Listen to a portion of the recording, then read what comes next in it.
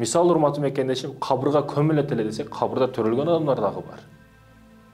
Чын? Мисалы, өлүк маселесинде келе турган болсок, бардыгыбыз өлөбүз, акырыбыз барып бара турган жерибиз акыркы бир чукур, бир яма. Адамдар бүгүн клиптерди, күлкүлөрдү, баягыдай комедия нерселер көбөйүп, бары жок музыка, баягы жыргалчылык элестер болуп, шаардын шаңы өзгөчө бир жыргалчылыкты билдирип, урматтуу мекендештерим, адамдар акырет, кабыр, Кудай деген нерселерди ойлогусу дагы келбей калды да. Акыйкат, чындыкты моюнга алгысы дагы келбей калды адамдардын. Бирок чындыгында бул жашоо аягы не болот? Бир кепин насип кылса кылат, ал дагы кылса. Самолетте жарылып өлүгү табылбай калгандар бар. Жоголуп, иссиз жоголуп кеткендер. Милиция ишине барсаң, газеталарда бүт чаптап койгон, мындай адам издөөдө, мындай адам издөөдө деп. Канча адамдар жоголуп кетет? Канча адамдарды карышкылар жеп коет? Канча адамдарды жылан жеп коет, мисалы үчүн? Канча адамдар иссиз жоголуп кетет? Мисалы, мусулман эместер да, биз мусулманбыз.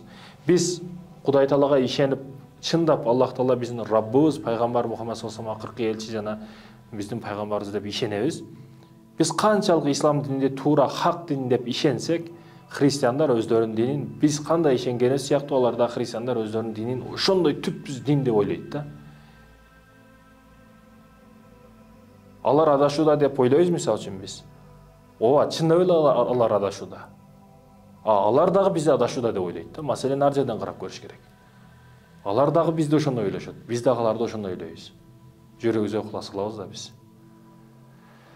Жүрөгүбүзгө чындап динибиз бар, чындап сүйүүбүз бар.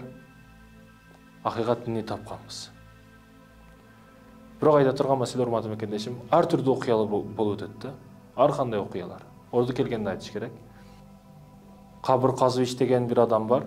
Быйыл эрте жаз келди дейт. Баягы көк чөптөр чыгып, көк чөптүн үстүнө түшкөн мөндүрлөр эрте таңда түшүп калат го. Анан эми чыгып келе аткан мажуунтардан жалпырактары өзгөчө бир адамга коозук, арулук, жүрөгүнө тынчтык тартуулайт да. Айылдагы бир өзгөчө сезимдер бар. Түндө кутанда намазга барам, кайтам дейт.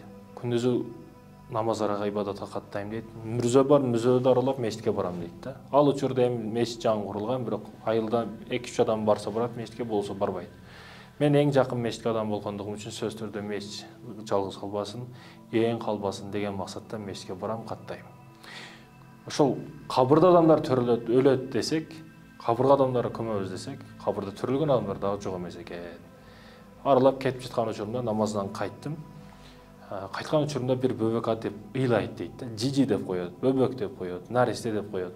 Ыйлап жатат. Үнү угулду. Забордон аттадым, карадым, таппаймын. Не болду деймин. Эки жакты карайм. Алысыраак жерде бир эстеликтин алдында аппак немеге урулган наристе. Материалга урулган. Бардым, алдым, карадым эки жакты. Баланы алып үйгө алып келдим.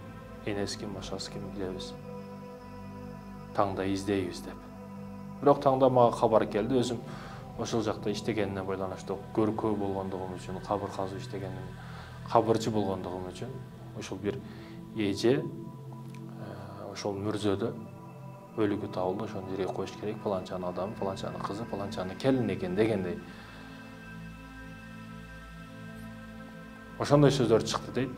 Анан чындыгында ошол эже экен, эне экен, анын эч кимиси жок экен. Анан баланы өзүм багып алып, ошол бала эң күчтүү бизнесмен болуп кеткен да.